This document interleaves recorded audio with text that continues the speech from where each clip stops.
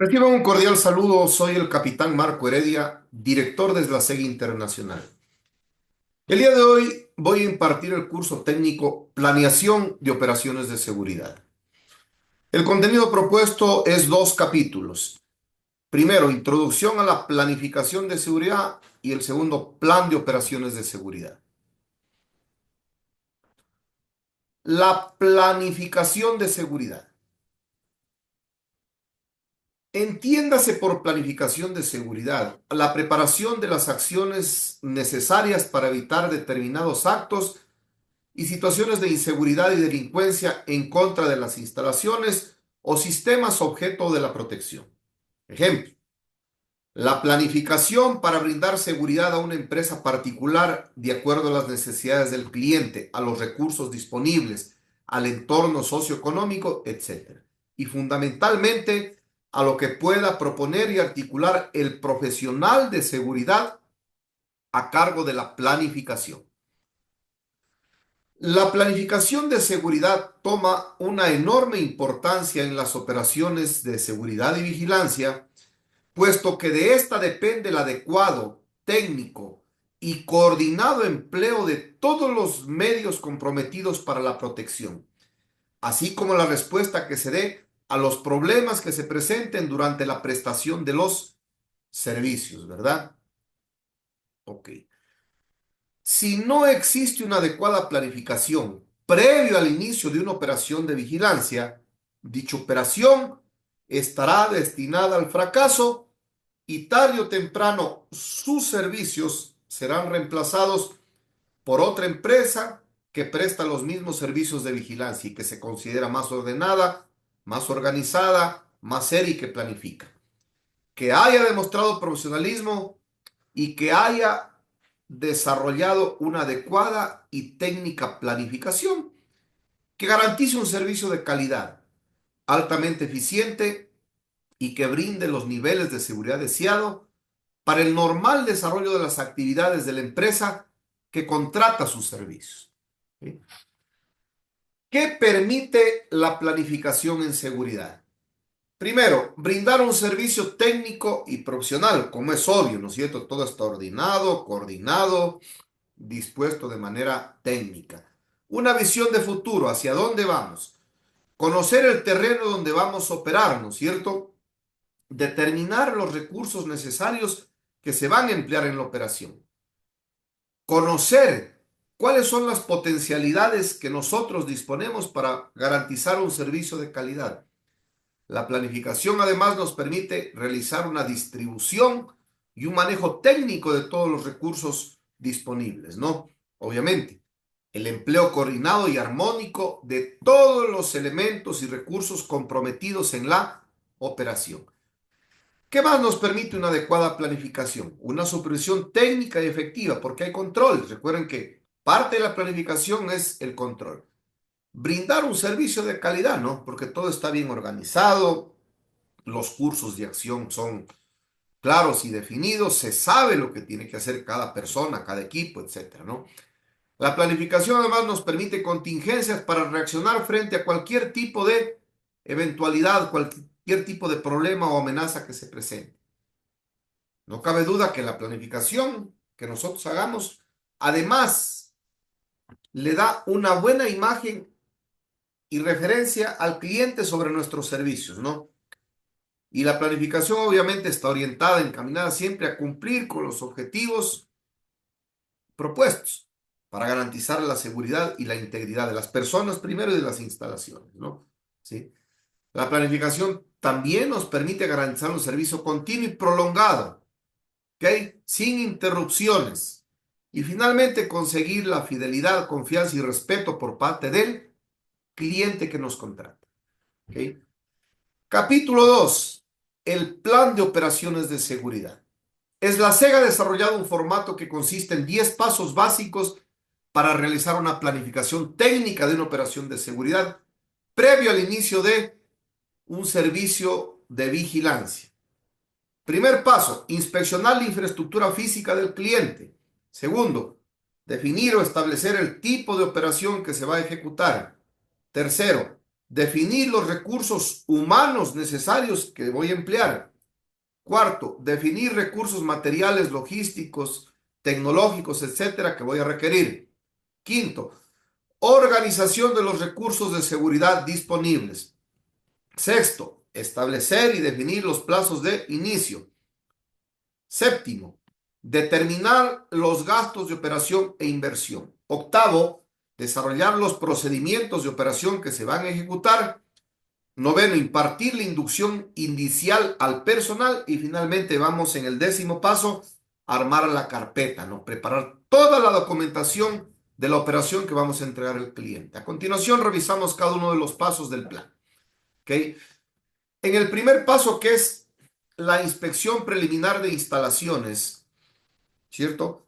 Antes de instalar el puesto de servicio y comenzar a ejecutar una operación de vigilancia, el profesional responsable de la operación debe hacer una inspección de seguridad que le permita identificar in situ, es decir, en el sitio, las reales necesidades de seguridad del cliente y realizar una adecuada planificación de la operación que se va a ejecutar, ¿no? Ok. En este orden de ideas nosotros proponemos que se levante la siguiente información detallada en la matriz que a continuación les exponemos. ¿Ok? Primero, enterarse del tipo de actividad que desarrolla el cliente. Entonces, usted como profesional, cuando está haciendo esta inspección preliminar de la instalación donde va a operar a futuro con todos sus recursos humanos, logísticos, tecnológicos, etcétera, ¿sí? Usted tiene que ir con una matriz y al menos mínimo levantar esta información. Obviamente habrá que levantar otras cosas, no digo que no, pero al menos estas sí o sí que le servirán para una adecuada planificación. Enterarse del tipo de actividad que desarrolla la empresa. Obviamente el giro de negocios, si produce, si presta servicios, si es que esta es una empresa operadora de logística, etcétera, ¿no? Entonces usted iba a tener una idea clara de en qué terreno va a pisar.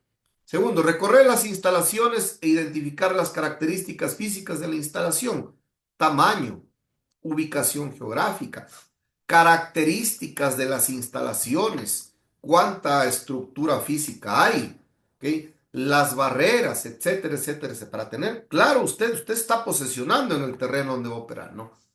Tercero, tiene que, conforme a ese recorrido, identificar las diferentes posiciones que cubrirá el personal de seguridad. Hablemos de una fábrica, ¿no es cierto? Van a tener 4 posiciones de 24 horas.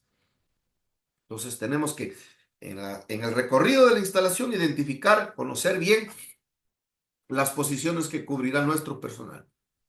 Hay que entender las funciones que desempeñarán sus hombres en las diferentes posiciones. Por eso es importante pedirle al responsable de seguridad de la instalación o a quien competa los procedimientos y funciones que van a cumplir su personal, porque además eso le va a servir para la final inducción.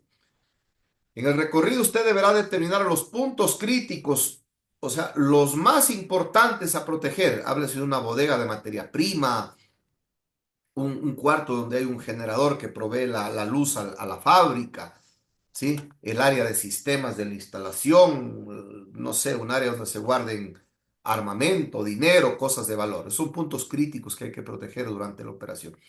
Y también hay que identificar los puntos o áreas vulnerables de la instalación, porque es por ahí por donde los delincuentes se meten, ¿no es cierto? Aprovechan de esas vulnerabilidades para penetrar y cometer sus fechorías.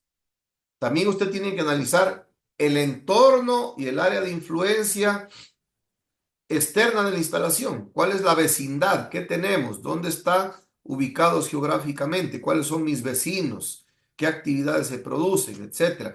Los niveles o índices delictivos que hay en el sector. Hay que procurar entender la real necesidad de seguridad que tiene el cliente, ¿no? Para eso, obviamente, hay que hacer una entrevista con quien corresponda, con el dueño de la empresa, con el gerente, con el jefe de seguridad, con quien usted considere, para entender por qué están contratando seguridad, de qué trata, ¿sí? ¿Cuál es su necesidad real? Hay que entender también con claridad por qué, si es que hay una empresa anterior a la cual usted va a relevar, ¿Por qué le están cambiando? Normalmente cuando cambian de empresas de seguridad, lo que sucede es que ha habido problemas anteriores, ¿no? Pues hay que entender para obviamente tenerlo claro, bien identificados y no cometer esos errores. Noveno, conocer los problemas de inseguridad anteriores que se hayan presentado en dicha instalación. Esto es fundamental. Entonces, durante la entrevista, durante los recorridos, usted va levantando información, va consultando, va preguntando qué problemas ha habido en cuanto a seguridad, ¿no? ¿Qué delitos se han cometido? ¿Qué riesgos se enfrenta? Para usted tenga una idea clara. Y finalmente, si se puede entender la real expectativa del cliente al decidirse por cambiar o implementar un servicio de seguridad y vigilancia, ¿no? ¿Sí? ¿Por qué lo contrata usted? ¿Qué espera de usted? Que muchas veces el cliente puede tener una gran expectativa de usted y usted le está tomando a la ligera, ¿no? Entonces hay que entender todas estas cosas de inicio. Este es el paso uno del plan para poder a continuación ejecutar los otros pasos, ¿no? Segundo paso, definir el tipo de operación.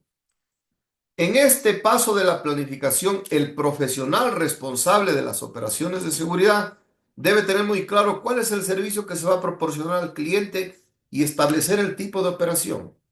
Se deberá, ojo, se deberá tener en consideración la siguiente clasificación de los servicios de vigilancia humana. Primero, la vigilancia por su función, que es fija, en un puesto específico, móvil, que anda rondando, que anda recorriendo, que anda trasladándose del punto A al punto B, y mixta, posiciones que en ciertos momentos, horarios, se convierten en posiciones fijas y a tales horas, horarios o necesidades del cliente se convierten en móviles, ¿no es cierto?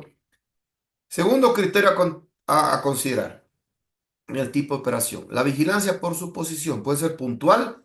El guardia tiene que estar vigilando un solo lugar, esta puerta. Sectorizada, ronda norte, por ejemplo. ¿Sí? Área zonal, área de parqueaderos o ronda general. ¿Ok? Vigilancia por su situación, básicamente es en la parte interna y en la parte externa. Hay que entender que muchas veces ciertos clientes piden, ¿no? Que los guardias también tengan cierto tipo de responsabilidad de vigilancia y protección hacia afuera de la instalación, porque los clientes llegan ahí, los asaltan, dejan vehículos, les roban llantas, radios, accesorios, motos, etcétera, ¿no? Habrá que entender aquello, porque de eso depende un poco también incluso el perfil de gente que se ponga, la logística que se requiere, etcétera, ¿no? Y finalmente hay que entender en el segundo paso la vigilancia por el tipo de operación, que es una función netamente operativa, donde el guardia está permanentemente vigilando, registrando, aplicando procedimientos de control, patrullando, observando, identificando personas en actitud sospechosa, o si es una posición administrativa, que básicamente el guardia lo que está es contestando el teléfono y pidiendo la cédula para autorizar el ingreso, ¿no? Entonces habrá que entender temas de atención al cliente, relaciones humanas, comunicación efectiva, inteligencia emocional. Y también hay posiciones que en ciertos lugares o momentos, sí, serán operativas, pero a ciertos lugares y momentos y horas tendrán que convertirse en administrativas. Estas son funciones mixtas, no posiciones mixtas. Importante entender esto porque de esto depende lo que usted va a hacer adelante. ¿Qué tipo de gente va a contratar? Los perfiles, los recursos, la logística que va a necesitar, etcétera, ¿no? El tercer paso del plan de operaciones es definir el recurso humano. Una vez realizada la inspección de la infraestructura a proteger y entendido bien el tipo de operación que se va a ejecutar, se determina o se necesita determinar el número de guardias, de vigilantes que se necesitará para cubrir la operación, los perfiles, habilidades y competencias que deberán reunir este personal para realizar el pedido de selección al Departamento de Recursos Humanos, Talento Humano, ¿no? ¿Sí?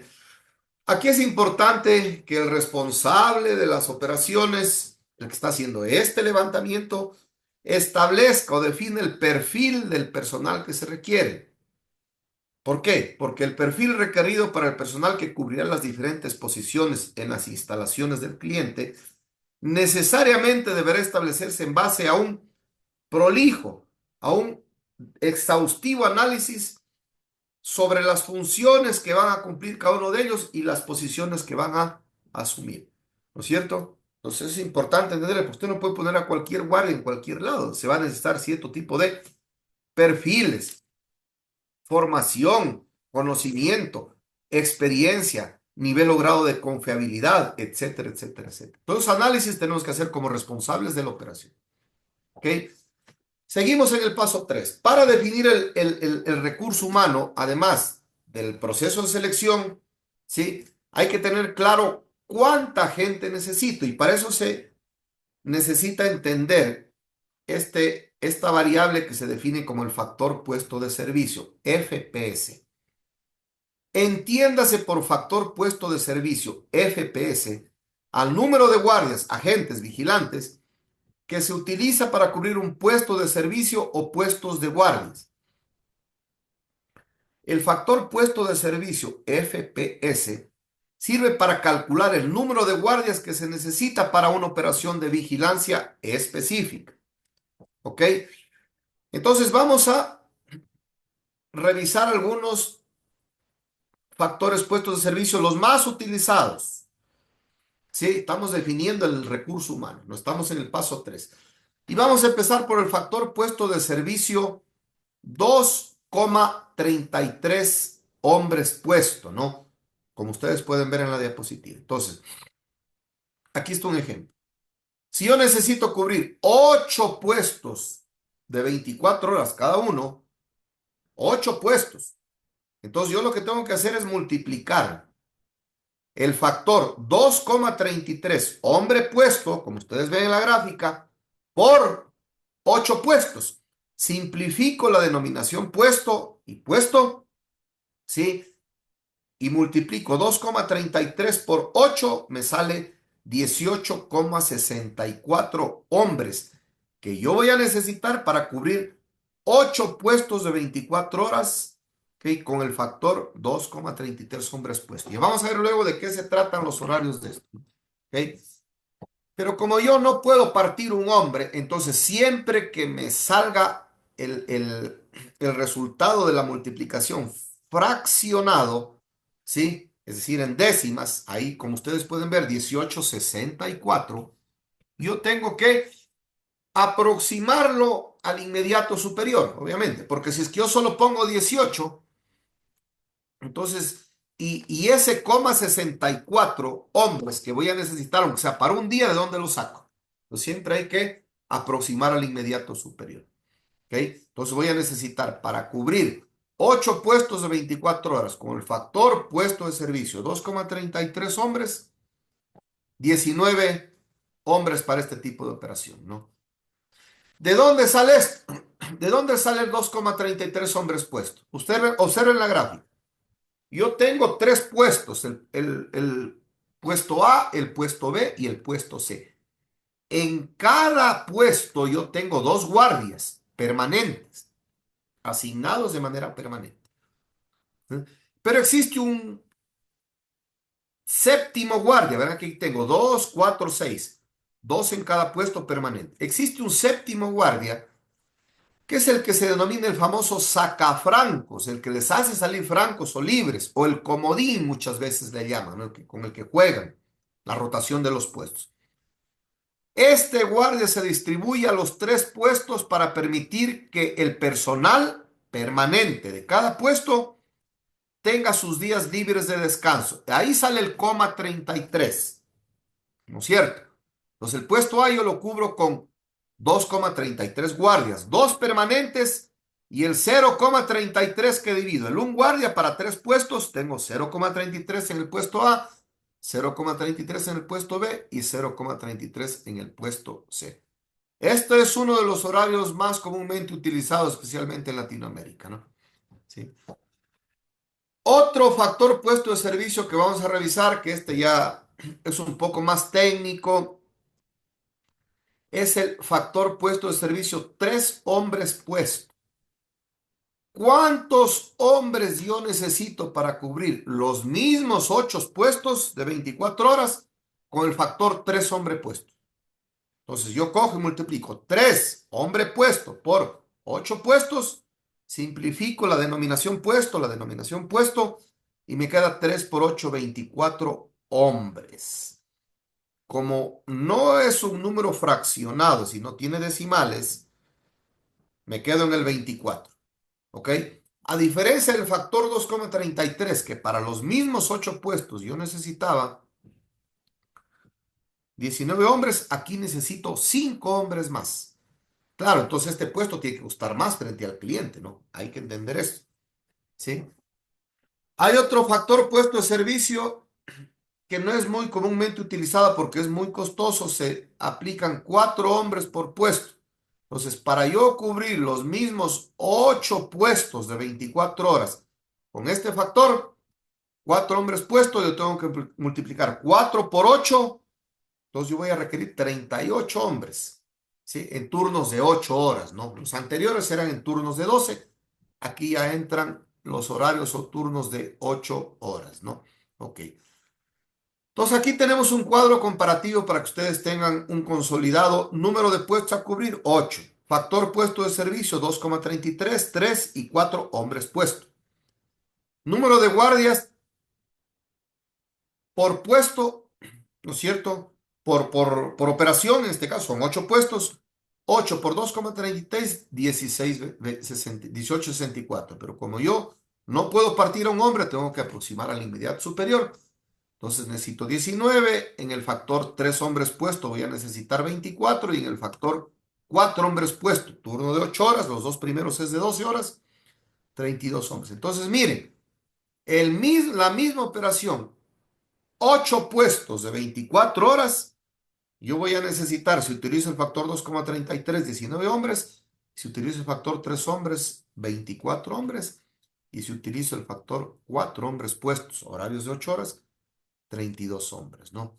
Ok. Pasamos al cuarto paso. Ahora definir los recursos materiales, ¿no? Se deben definir recursos materiales técnicos y logísticos que se requerirán para montar el puesto de servicio nuevo, ¿sí? Considerando el número de guardias de seguridad determinado en el paso anterior, así como de acuerdo al tipo de operación y características del negocio o instalación a proteger.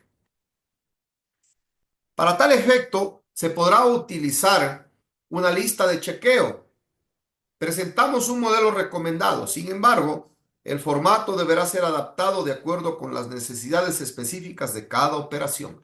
Entonces aquí ustedes pueden ver, ¿no es cierto? Dentro, ustedes como ya saben, ¿cuántos guardias tiene? Porque ya lo calcularon en el paso anterior. Tenemos 8 puestos, 8 armas. ¿Cuánta munición va a dotar? Depende del arma, depende del requerimiento del cliente, depende del aspecto legal de su país, yo no sé. Cintos, 1 por puesto. Funda de revólver, 1 por puesto. Gas paralizante, 1 por puesto. Portagas, 1 por puesto. Esposas, 1 por puesto. ¿Sí? Uniformes. La recomendación técnica es que se asignen 2 uniformes por guardia. Entonces, como yo necesito 19 hombres por 2, 38 uniformes. Igual las gorras, ¿no es cierto? Los jockeys, las chaquetas, las chompas, las botas, etcétera. Todo lo que usted vaya a necesitar. ¿Sí? Usted tiene que detallarlo acá porque además todo eso va a necesitar un requerimiento al área logística, ¿no? Para arrancar la operación. Todo eso es parte de la planificación que usted tiene que hacer. En el quinto paso, vamos a organizar los recursos que ya definimos, tanto los humanos como materiales y logísticos, ¿no? La organización de los recursos de seguridad disponibles es una de las tareas más importantes a realizar. Y de todos los recursos, el humano es uno de los más importantes y vitales en una operación de seguridad. El profesional de seguridad responsable de las operaciones deberá estar en la capacidad real, ¿sí?, de organizar de manera técnica y efectiva todos los recursos bajo su mando, bajo su dirección, teniendo clara la operación que se va a ejecutar, fija, móvil, mixta, etcétera, operativa, administrativa. La instalación a proteger, recuerden que hizo un levantamiento previo, y los recursos disponibles, ¿no es cierto?, humanos, logísticos. El siguiente paso es organizar la disposición, o sea, la distribución de dichos recursos de manera óptima, alcanzando los mayores niveles de eficiencia para garantizar altos niveles de seguridad y un servicio de calidad a nuestros clientes, ¿no es cierto? ¿Ok? Dentro de la organización, lo primero que hay que entender es cómo organizo los horarios de mi gente, ¿no? ¿Qué es lo más complejo? Porque lo otro, organizar los recursos logísticos que voy a entregar, eso en base a los puestos y a las funciones voy distribuyendo y voy haciendo firmar. Entonces, para la organización de recursos, lo primero que hay que considerar en la parte humana, obviamente, es cómo elaboro los horarios de trabajo. Resulta vital que los profesionales de seguridad responsables de las operaciones estén en la capacidad de estructurar los horarios de trabajo de su personal, considerando siempre el aspecto legal, el recargo y pago de horas adicionales, es decir, las horas extras, el reconocimiento de compensaciones y que el personal trabaje bajo las mismas condiciones laborales estipuladas en los códigos de trabajo de su país o jurisdicción, ¿no? Se deberá considerar un aspecto fundamental, que es el derecho semanal al descanso de cada trabajador, así como el derecho a las vacaciones anuales, ¿no? ¿Sí? A continuación vamos a presentar algunas simulaciones de horario de trabajo más comúnmente utilizadas en operaciones de seguridad privada. Sin embargo, debo aclarar que pueden existir una variedad de horarios de acuerdo a las necesidades de operación de cada servicio, incluso de cada país, a la cultura, a la parte legal de cada país, ¿no? ¿Sí? Entonces vamos a revisar el modelo número 1 que dice horario sobreextendido de 72 horas semanales de trabajo. Es decir, la persona asignada a este puesto trabaja 72 horas a la semana. Trabaja 6 días. Para esto se utiliza el factor 2,33 hombres puesto. Como ustedes pueden ver en la gráfica, importante que dirijan la atención para la explicación. ¿Sí? En el factor puesto de servicio 2,33, yo tengo el puesto A, el puesto B y el puesto C. En cada puesto tengo asignado 2 hombres permanentes, como ustedes pueden ver. Y el tercer hombre de cada puesto es el famoso sacafranco, en este caso el señor Fausto Conde. Está distribuido en los 3 puestos. ¿Sí?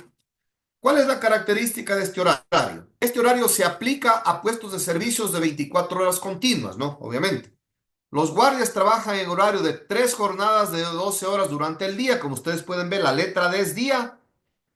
3 jornadas de 12 horas durante la noche. Como pueden ver, N y un día franco. Yo le he puesto F, ¿no es cierto? ¿Ok? Se utilizan 2 hombres permanentes por puesto. Veamos el puesto A. Marco Heredia y José Pérez. Se utiliza un tercer hombre, Fausto Conde, de sacafrancos, rotación o comodín, que es el que releva a los otros guardias para que puedan salir con sus días libres de descanso a la semana. Como ustedes pueden ver, el día lunes en el puesto A tengo cubierto día y noche, martes día y noche, miércoles día y noche, ¿sí? El jueves, la noche cubierta es el quiebre, ¿no es cierto? Del día a la noche. Entonces, el jueves, por ejemplo, Marco Heredia pasa del día a la noche, el miércoles en el día, el jueves a la noche.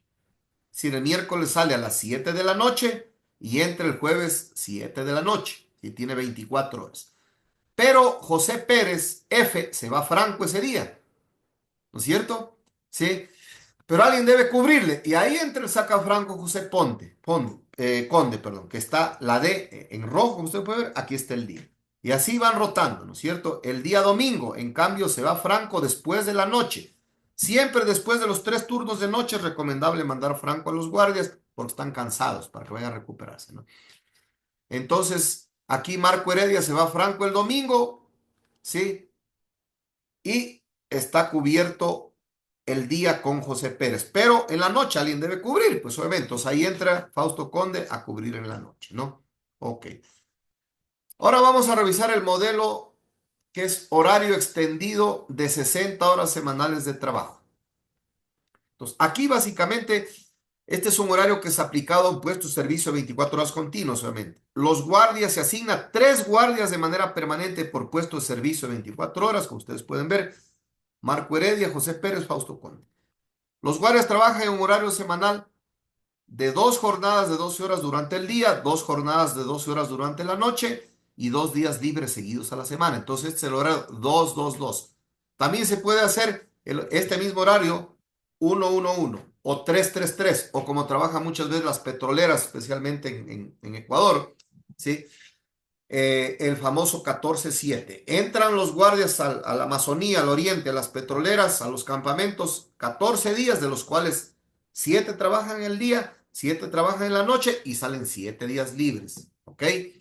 A diferencia del horario anterior, que es el factor 2,33 hombres puesto, ¿sí? Aquí los guardias trabajan 6 días a la semana, como ustedes pueden ver. Marco Heredia, lunes, martes y miércoles en el día, jueves, viernes y sábado en la noche, 6 días. Tienen un día franco a la semana y otro quiebra, obviamente, ¿no?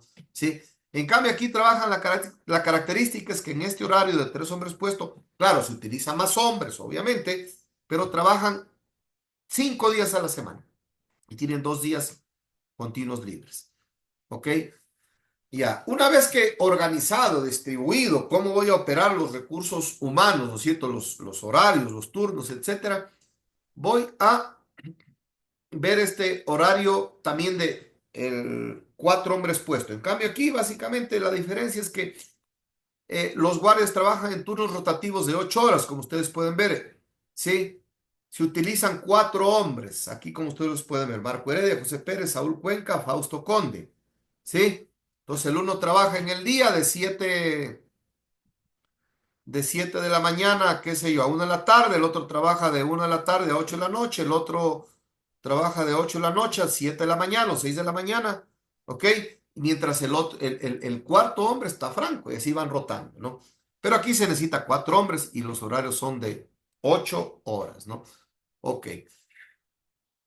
Organizado el recurso humano, el responsable de las operaciones deberá organizar todos los recursos materiales, tecnológicos y logísticos en base al tiempo de operación, pero fundamentalmente en base al recurso humano requerido. La distribución de los recursos materiales, tecnológicos y logísticos es una tarea compleja y prolija, demanda de los siguientes factores. A ver, ¿qué voy a necesitar yo? Si ya definí anteriormente los recursos que yo necesitaba, pero ahora, ¿cómo los voy a distribuir? Los recursos logísticos, materiales, la tecnología, etcétera, ¿no? Depende de algunos factores, usted tendrá que considerar. Primero, el tipo de operación: fija, móvil, operativa, administrativa, puntual, de zona, etcétera, ¿no? Riesgos existentes y las amenazas a los cuales está expuesto mi personal, ¿sí? Por ejemplo, para determinar los chalecos que les doy. Tipo y características de las instalaciones, giro del negocio del cliente, el escenario geográfico donde interactúa mi gente, el clima y condiciones ambientales, ¿no? En un sector muy lluvioso, se tienen que dotar de ponchos de agua, de sombrillas, de botas de caucho, etcétera, ¿no? El perfil del personal de seguridad, ¿eh? Usted no le puede entregar un arma a alguien que no tiene un entrenamiento en arma. La capacidad de experiencia y confianza del personal, ¿no? En base a eso yo le entrego los recursos más delicados, por ejemplo, una computadora, ¿sí? O un escáner que cuesta $5,000.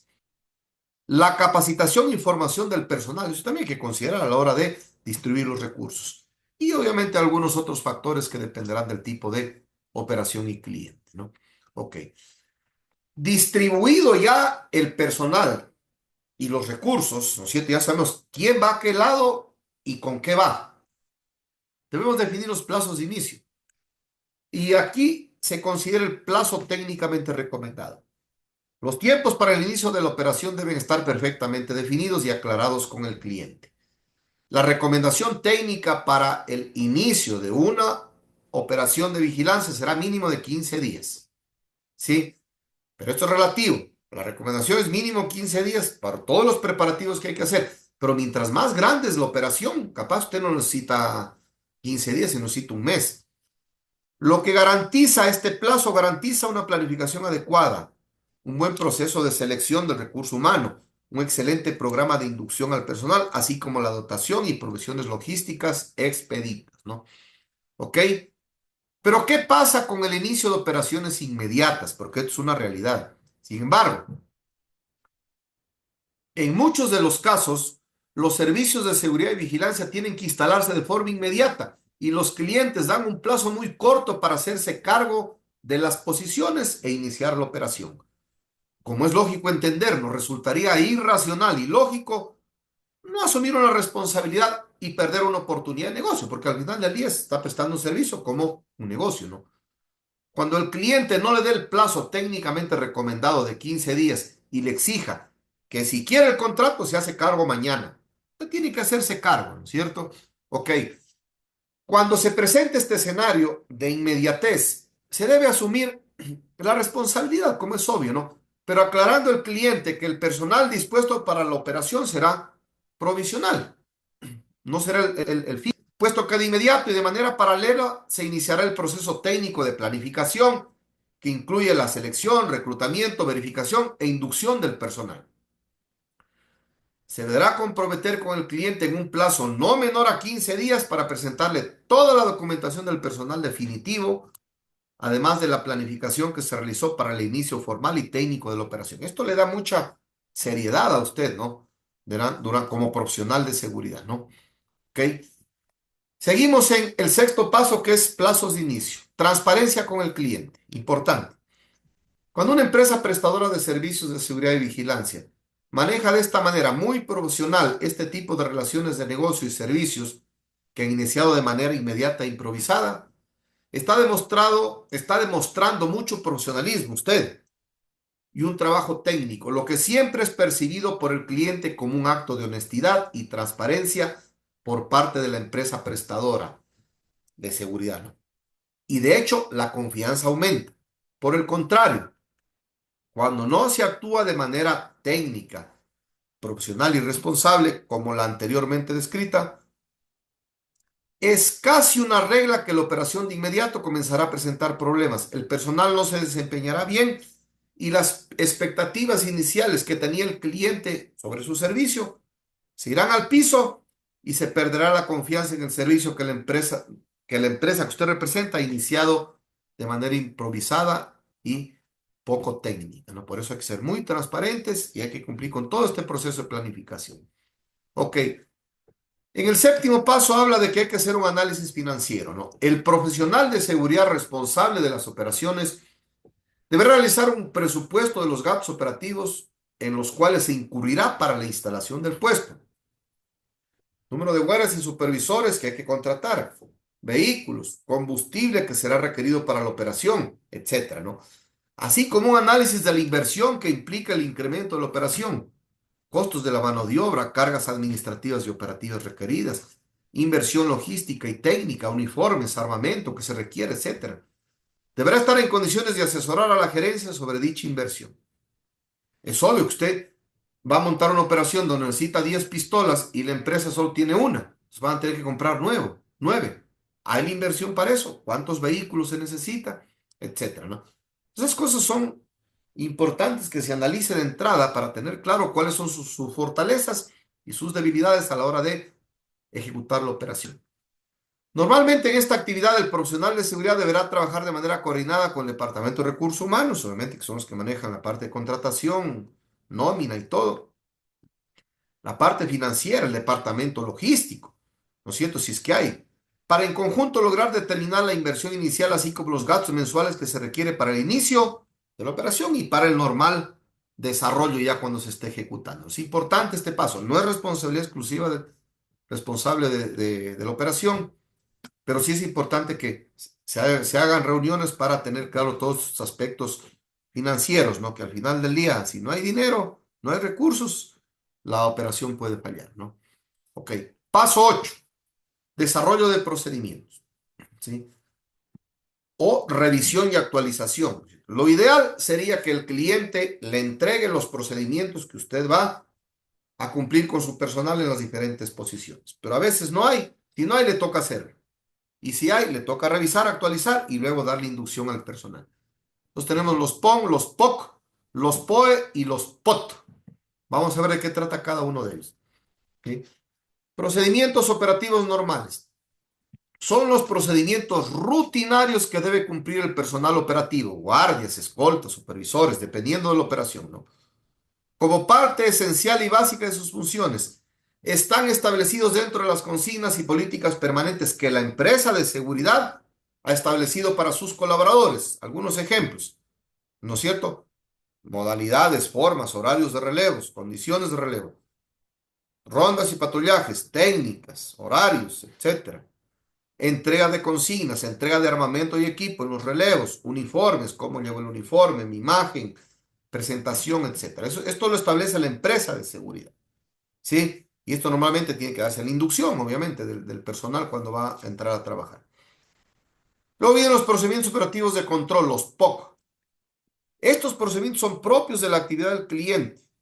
Normalmente los proporciona el cliente en base a sus actividades o necesidades de seguridad y protección. Cada empresa tiene sus propias políticas y normas y el personal de seguridad debe cumplir y adaptarse a estas consignas y funciones, que normalmente son las que generan problemas y fricciones con el cliente, o son procesos propios del cliente. ¿Cierto? Ejemplos. Ingreso y salida de visitas, vehículos, empleados, ¿no? Todo lo que es control de acceso. Control de bodegas y áreas específicas. Tareas técnicas asignadas a guardias, ¿no es cierto? Que están involucrados en los procesos internos de control de los diferentes movimientos del cliente en sus actividades, ¿no? Entonces, normalmente cuando se fallen estos procedimientos de control, ¿qué es lo que sucede? ¿Okay? El cliente inmediatamente se entera porque son procesos propios del cliente. En cambio, anteriormente, si es que no se releva a tiempo, si es que el guardia no porta bien el uniforme, si es que hubo una transmisión de radio inadecuada, capaz que el cliente ni se entera, ¿no? Porque es propio de la empresa de seguridad. ¿Ok? El tercer tipo de procedimiento que hay que revisar, hay que pedir, hay que entender y hay que socializar con su personal son los procedimientos operativos de emergencia o los POE, ¿no? Son procedimientos establecidos por el propio cliente y obedecen a su actividad o giro de negocio, obviamente, ¿no? En el sector industrial ponen más énfasis al plan de emergencia por el tema de incendios, explosiones, derrames químicos, etcétera. Y son patrones a seguir en caso de presentarse algún tipo de emergencia al interior de las instalaciones protegidas. Normalmente, normalmente están incluidos en el plan de emergencia, ¿sí? Del cliente, ¿no? Que por ley deben tener las empresas.